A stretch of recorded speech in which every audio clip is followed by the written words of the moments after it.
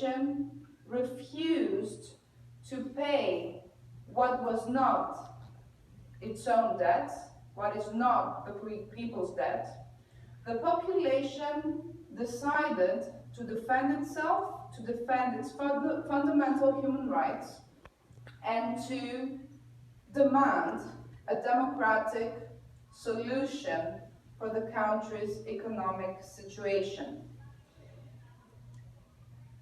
What happened after that was a total disgrace, because the Greek government, instead of serving the popular mandate of the referendum, decided to overturn it.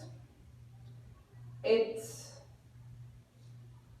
brought to Parliament a power of attorney for it to be able to sign a commitment, an agreement, which was opposite to the referendum mandate.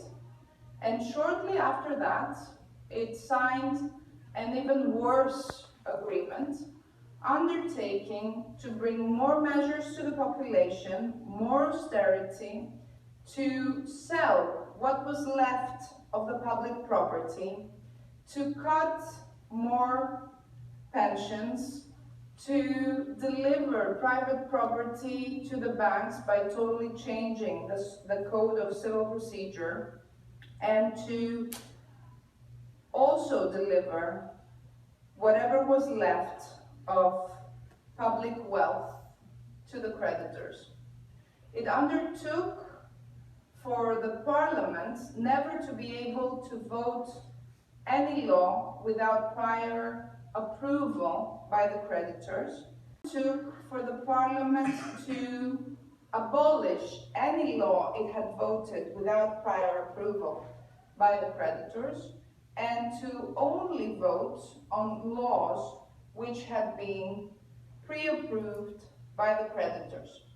Let me just say that this had been one of the major reasons of the finding that the Greek debt had been unsustainable, because ever since 2010, the method undertaken to direct statements by government officials of other countries, especially Germany, saying that a humanitarian disaster would be caused if no prevailed in the referendum. And yet the people proved that they are much stronger than their leadership. The people proved that they're much more committed to democracy than their leadership. And they voted no. And even though this vote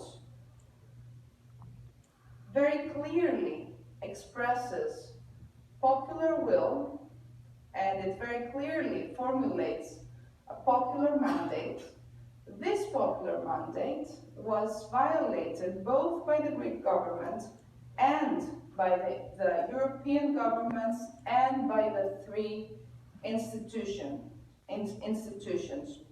What does this for that year session of the Debt Truth Committee? It was held between 22 and 25th September 2015, and it issued the second committee report, which was concentrated on the third memorandum and on the reasons why this memorandum also entails illegal, illegitimate, odious, and unsustainable debt.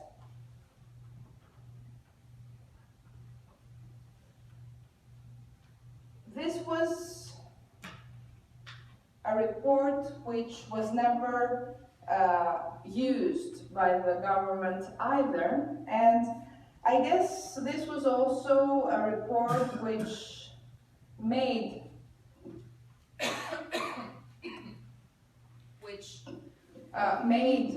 the government fiercely trying to shut down the committee.